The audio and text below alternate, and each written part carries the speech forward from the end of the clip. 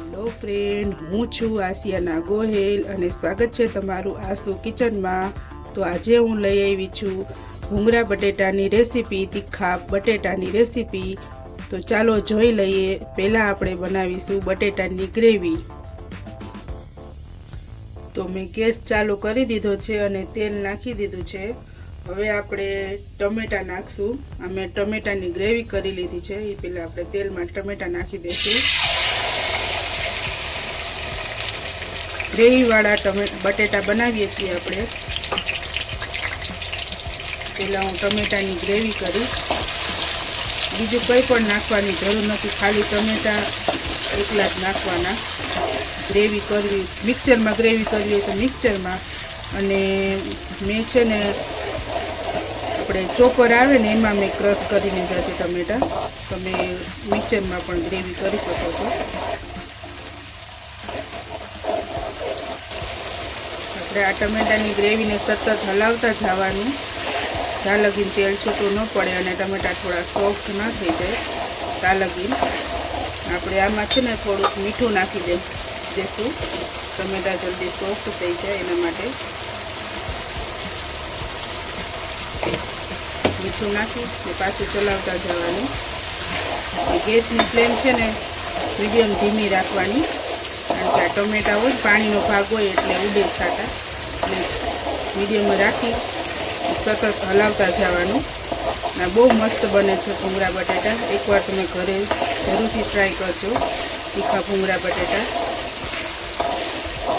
બહુ જ ખૂબ સરસ બને છે।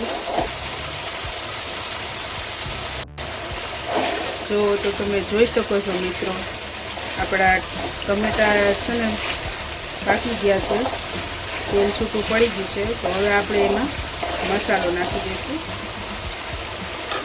જે મેં આ પેસ્ટ બનાવીને રાખી છે મસાલાની।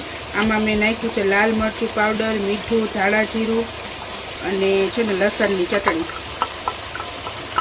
આ બધું મિક્સ કરી દીધું છે મેં પાણી નાખીને। આ આપણે અંદર નાખી દઈશું, પછી પાછું મિક્સ કરી દઈશું હલાવીને।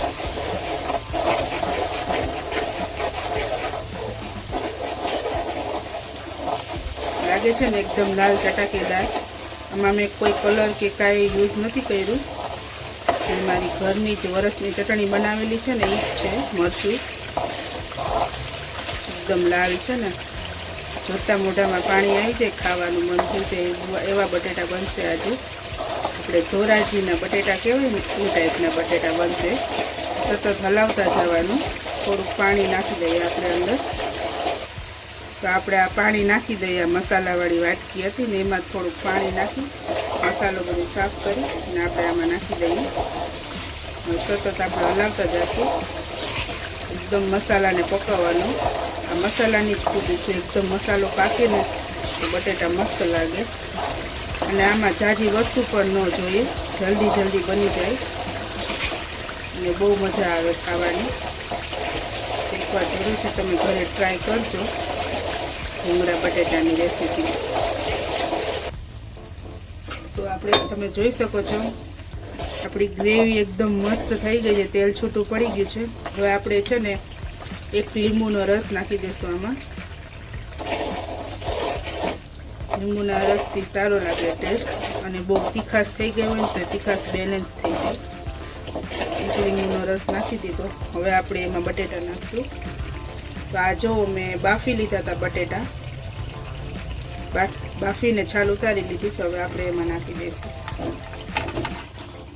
હવે આપણે એને મિક્સ કરી દઈશું।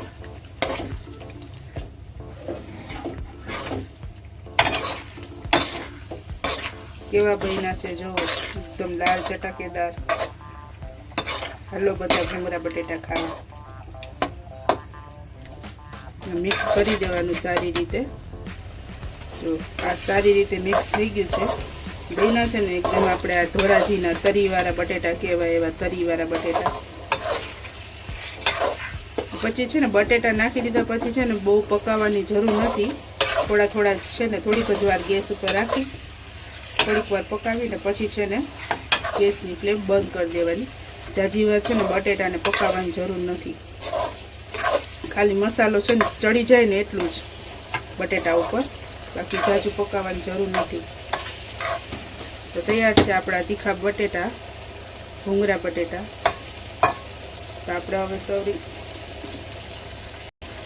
તો આપણે હવે છે ને થોડીક ધાણા ભાજીથી ગાર્નિશ કરી દઈશું.